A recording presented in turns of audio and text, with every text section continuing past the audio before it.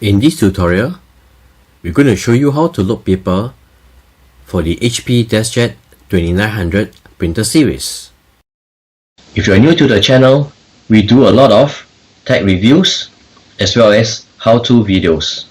So please give us a like and subscribe.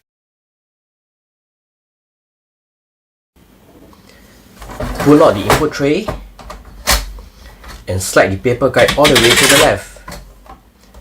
Then take a stack of plain paper and load it in, aligning to the right hand side. Then use the paper guide and push it until it just touches the paper. The paper is loaded.